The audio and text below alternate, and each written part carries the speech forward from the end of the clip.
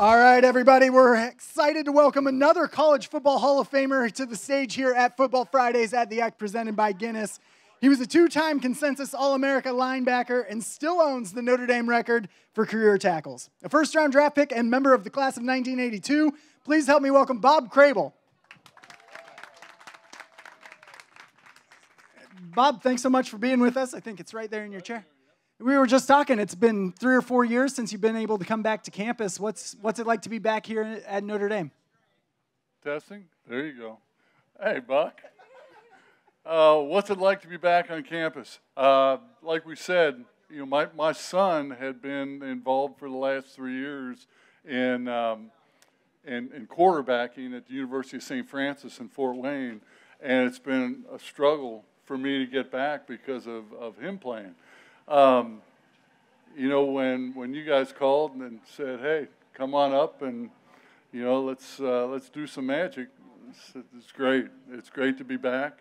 Great memories. As a matter of fact, before we came here, stopped over at Mickey Bullock's house, and we shared some memories over there. So it's always great to be back on campus, Mike. Thanks. We're happy to have you now. Of course, playing Cincinnati tomorrow, a city you know incredibly well, growing up there playing at Moeller High School. Take us back to the late 70s. What's your recruiting process like? How'd you end up at Notre Dame? I'm not sure if I should tell all the stories, but that was a time in my life where the whole recruiting experience was a tough experience for me. I had a gentleman that I played baseball for through high school, a guy named Joe Hayden, God rest his soul, who was with a company called the Midland Company. And we had a great relationship. And when it came to my recruiting, his roommate at the University of Miami down in Oxford was a guy by the name of Bo Schembechler. So he was looking for me to go to Michigan, and we spent a lot of time in discussions, not always positive for me, but I at one point, which comes down to the signing date, at one point I had to tell him I'm going there, whether you like it or not. And those are some tough calls for a senior in high school. But Brian Bullock paced the stairwell as I was going through that, and when I came out, I let him know that I was going to Notre Dame. Didn't look back from there. Of course, that Moeller-Notre Dame connection added another layer come around to your senior year. Your high school football coach, Jerry Faust, take over here in South Bend. What was that like as a player, both transitioning from Dan Devine, who you'd played for your first 3 years, right, and then reconnecting with your high school coach? There was never a disconnect with Jerry. He was always interested in what his former players did. He would, he made calls. He would talk to you. When you got back in town, he would make sure that, he could pump you up a little bit. When he came here, I was on cloud nine. I thought this was going to be a match made in heaven. Unfortunately,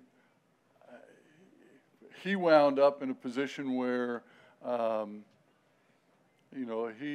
he wanted to control as much as he could, and it made it tough on his coaches, made it tough on some of his players, and unfortunately, it didn't work out so well for the program either. So he's a great guy. Still stay in touch with him. He's still someone who I admire quite a bit. And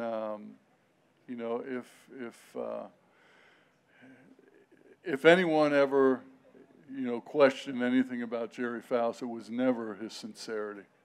So great guy, Good folk. What's next?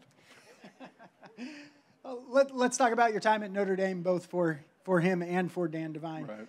Career had a ton of highlights. Thinking about the fumble that you recovered in the 23-point comeback against Houston in the Cotton Bowl, chicken soup game, of course, that field goal block in Ann Arbor to hold on to a 2-point win over that team up north. I can't remember the name. Yeah. Are those the sort of things that come to mind first for you when you think back, or is it something else about your time at Notre Dame? I'll tell you what comes back to my mind, and the games are great, the wins are great, the losses are horrible, but I'll tell you what, when you spend as much time as we spent with each other, as far as a team goes, and whether that be offense, defense, special, whether it be the guys that aren't playing at all, when you're involved with a group of guys like that, there is something special that happens. And, I think you can look at anyone. I just saw Tim walk by, and you ask anyone who has played on any level, and it becomes a family, and I am so proud to be part of that the Notre Dame family. I'm so proud to be involved with the guys that I was involved with. We won some, we lost some, but it was great to be with these guys. In addition to being named first-team All-American your junior and senior year in 80 and 81, you were team captain both of those years as well. You were just talking about the family aspect. What's it mean to be voted captain by your teammates twice? It's, first of all, my junior year when it happened, I was kind of numb to it. I'm just, hey, I'm a peon junior, and I'm in a position where, John Scully and Tom Gibbons were both seniors, and hey, I kind of deferred to them on a lot of things that occurred when we were brought in on certain decisions. Senior year, I think, God, I evolved a little bit more, but having Jerry there that senior year, created some conflict for me as well, just from a standpoint of I didn't always agree with some of the things that he did, and it's hard to express that, especially to a head coach. Holy cow! With Coach Devine, we were from that freshman, sophomore year level. I could understand what he was trying to do a lot more. With Jerry, he comes in, and I've got to learn the new levels of how he operates. So, nothing bad about it. It just, there were some things that went on that wound up being a little uncomfortable from time to time. Post-college, you were a first-round draft pick of the New York Jets, played 6 seasons, battled some injuries in your professional career, but what was your professional football experience like? Once again, I can talk to you about all the guys on the team, knuckleheads like Klecko and Gastineau and Marty Lyons and Abdul Salam. I'll tell you what, I had the best experience going in there as a rookie.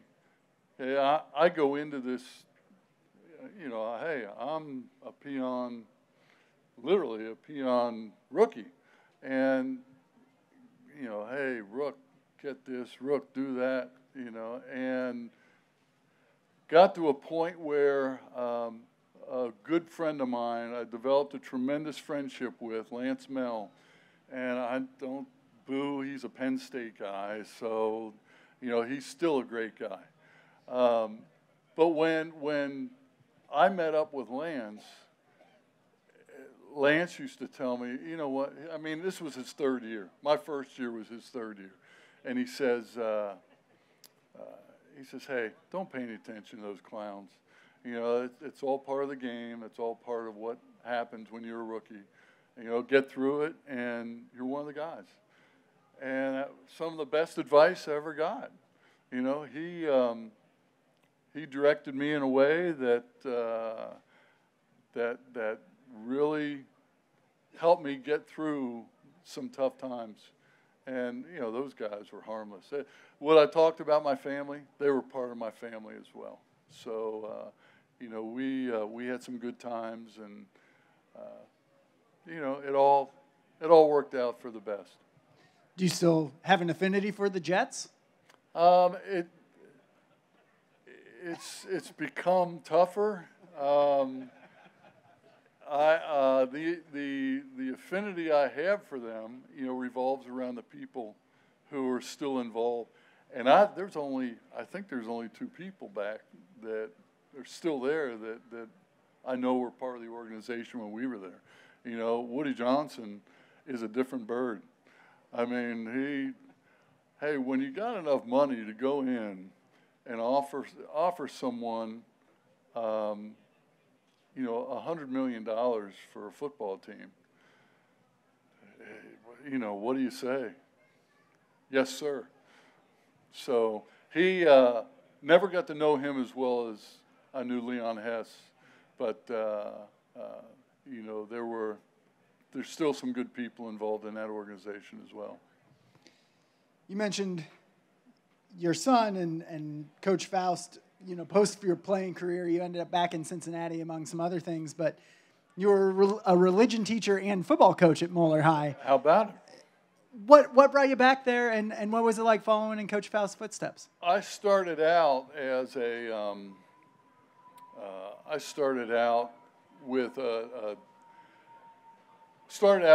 even with the Jets having a business. So after I blew my knee out the first time, which was my second year, wound up saying, okay, I got to figure out what I'm going to do here. Am I going to be able to come back and play? Am I going to be able to you know, start a business of some sort? So I got my dad involved in a sportswear business, and we had even while I was playing, we had the opportunity to work together, and we wound up starting a company called Crable Sportswear. So when I was away, he held the reins. So, and my dad was a tire salesman by trade. So sometimes he was not always as sociable as you would want him to be. But great guy. Everything, you know, went through him. All the way up until the second time that when I blew my other knee out, which was year 7, and when I blew that one out, I knew that, you know, retirement was imminent. So threw my hat in, and said, hey, thanks. You know, it was fun while it lasted, and most of the guys who I played with were still there as well. And we still talk about, you know, what happens to old guys once they become decrepit and can't walk anymore. So I want to be sure we leave some time for audience questions here. But before we get to that, you were elected to the College Football Hall of Fame in 2017, and I think I can speak for everybody here in saying that's about 30 years too late. But what did it mean when you got that call? I was surprised. I did not believe, because I was coming down to, I think that was the second last year that I had of eligibility. So it was either that year or the next year, and then it was gone. And I had already resigned myself to the fact that I wasn't going to get it. So when I got the call, surprised, I felt very privileged, you know, to be with a group of people that I knew quite a few of them, but they, you know, I don't want to use words like elite because, you know, it's not about being elite. It's about doing what you're supposed to do when you're supposed to do it. And if you're in a position where you can do that, you can become a great football player, you can become a great doctor, you can become a great whatever you want to become. And I look at myself and say nothing more than I had a whole bunch of good people around me, because they were studs. They were, you know, you talk about people like Scott Zedek, Mark Zavagnin, John Hankard, you know, Joe Gramke, God rest his soul. You know, we had some good people that were part of this program, and what's really a shame is you can't bring them all in, you know. So, but people are great. I was very honored when they bestowed that on me. Great. Let's go ahead and open up the floor for some questions here. Joanne will come around with a microphone for you right here. Do you think Mike Robel's the toughest football player you ever played against in your life? He's going to kill me for asking. Oh, Robes, absolutely. He played at a rival high school, and Robes was, he was a tough dude. All of his brothers were too. They'd all beat you up if you know you didn't succumb to one of them. Did you? Yeah, they're good folks. They're good folks. Anyone else have any questions here for Bob this afternoon? See a red shirt over there as well. Joanne, I got a hand right over there. So being from Cincinnati, who are you going to cheer for tomorrow? Oh. Not even a question. But I will say this. Luke Fickle and I are very good friends. And I love Luke, but, you know, blood and water. You know, hey, Notre Dame is always there. As someone in Cincinnati, we keep hearing a lot about some of the tension there dating back to 2009 and Brian Kelly leaving Cincy and coming here, and of course Marcus Freeman and Mike Mickens and all those connections. What's it like in Cincinnati? Is that a fair assessment, or are people just kind of wanting to win no matter what? I think, I mean, as far as I know, winning's winning and losing's losing. You know, and wanting to win is something that I know that I was in a position that I'll slit your throat to win. Not really, figuratively, of course. But yes, there is a tremendous desire to win on both sides of the ball. But, you know, as far as I'm concerned, you know, the ball's blue and gold. That's a perfect segue. Last question here for you before I let you go this afternoon. You know, what do you think happens in the game tomorrow? We've seen the Irish look really good in that fourth quarter. We've seen them really struggle. If they can struggle through, you know, their time. I don't know what's going on as far as personnel and what people are hurt, what people aren't hurt, and I'm not supposed to know that either. But I don't see why, you know, Notre Dame can't win this football game. They came on at the end last week. I know that you know, the defense did some good things, the offense did some good things, and if they can keep that consistency going, I think they'll win the game. Bob, thanks for being here today. All right, Mike. Everybody, help me thank Bob Crable.